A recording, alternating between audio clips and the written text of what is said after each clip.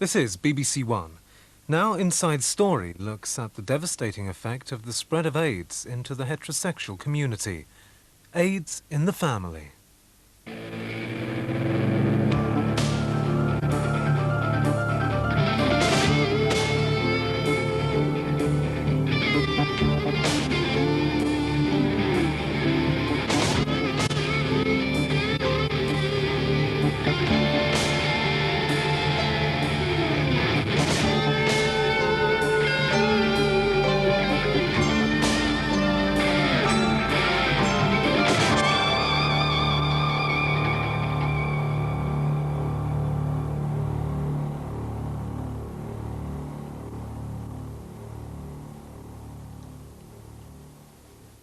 Now, I should say at this point, I'm not volunteering to die.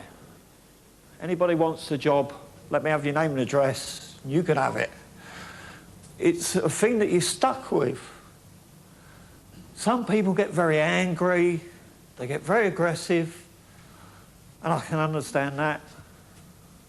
Some people just can't cope with it and deny it, and I can understand that.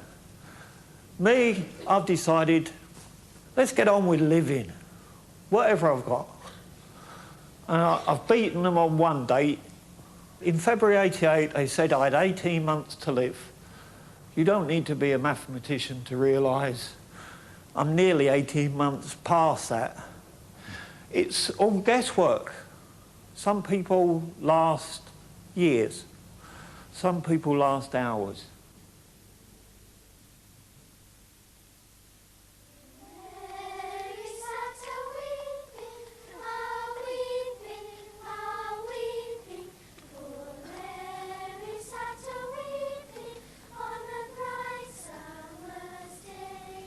AIDS is a disease which now threatens every one of us. Throughout the country, as many as 50,000 people may be infected, and the epidemic is spreading fastest amongst heterosexuals.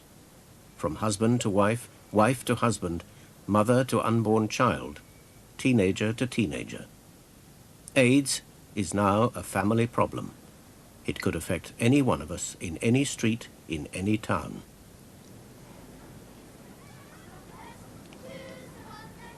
Doctors fear that in a few years' time, AIDS may be the biggest killer of young adults in Britain. And as AIDS spreads into the family, it will cause untold suffering, multiple bereavements, orphan children, babies at risk, financial ruin and social stigma. The initial wave of the AIDS epidemic mostly affected gay men. But the first heterosexuals to suffer were the 1,200 haemophiliacs infected by contaminated blood. It is their experience which shows the devastating impact of AIDS in the family. One of them was Alan White. For myself personally, it was a progressive move through various illnesses. I started with a throat infection, a flu that I couldn't get rid of, cold after cold, started getting weak, losing weight, and then I had a batch of pneumonia, which was at that point, they turned around and said, you're no longer virus positive, you are now full-blown AIDS. 8 years ago, when Alan became infected, doctors knew little about the way the virus was transmitted. At the very beginning, the transmission route via sex was not felt to be the major transmission route. A lot of the experts at the time felt that it was the blood contact or blood products that was the major transmission route, and consequently we were initially told just to carry on, not to worry too much, and carry on enjoying life in many ways. In the suburbs of Birmingham, nobody in the THREAKALL household ever dreamt they could be affected by AIDS. But Bob THREAKALL, like Alan White, was a haemophiliac. Until they found out that Bob had become HIV positive, the THREAKALLs regarded themselves as a perfectly ordinary family. They had learned to cope with Bob's haemophilia, but now they faced another and more terrible misfortune. I suppose it hasn't all been bad luck, really. I mean, it was something which should never have happened. I actually first met Bob when I had a holiday job at his office, and I didn't know him very well at all. I just used to see him in the canteen and thought he was quite nice, you know, quite pleasant. But it was some years before we really got to know each other, when my sister actually started going out with his best friend, and we started going out as a foursome.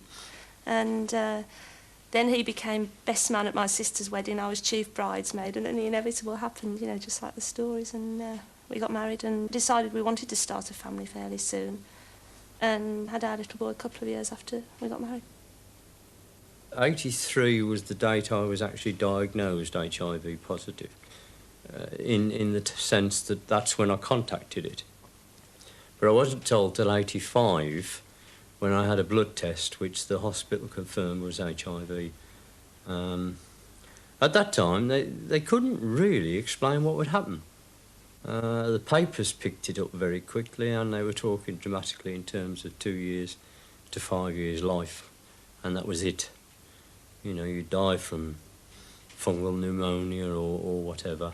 We knew he'd had a blood test at his normal clinic appointment a few weeks beforehand, and that he was going on this particular morning for the result. And he actually came and picked me up at work for lunch. And I remember we were sitting on the car park, actually, when he told me.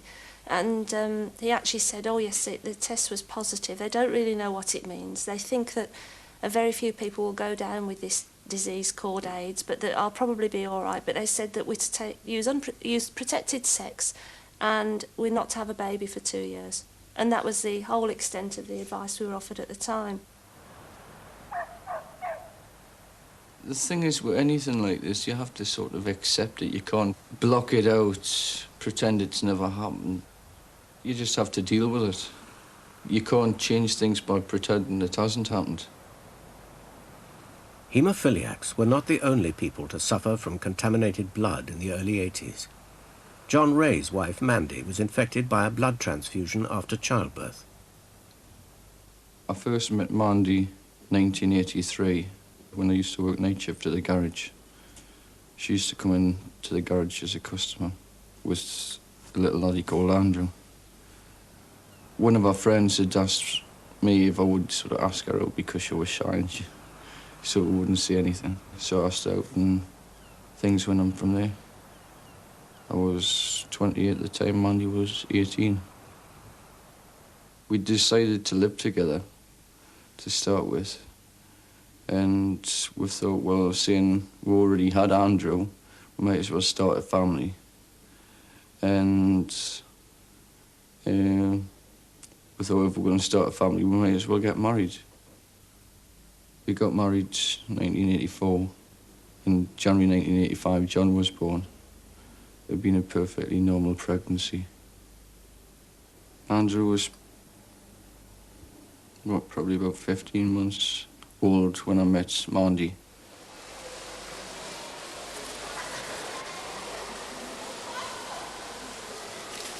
I more or less always regard Andrew as my own son.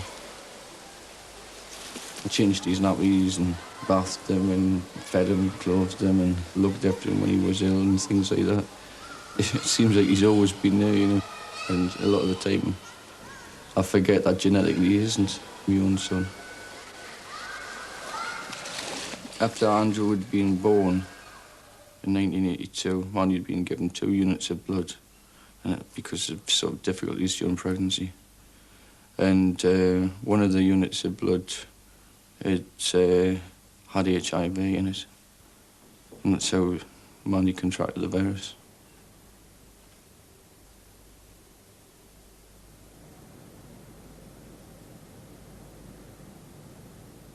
Bob actually found an article in one of the papers that said that haemophiliacs could be at risk from this AIDS.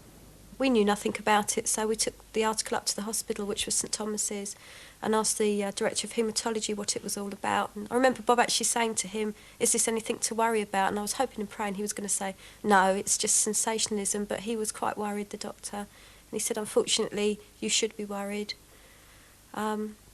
So he sat us down and went into great lengths about what it actually involved, and that was the first we knew about it. St Thomas's Hospital in London called Amanda and her husband Bob in for tests.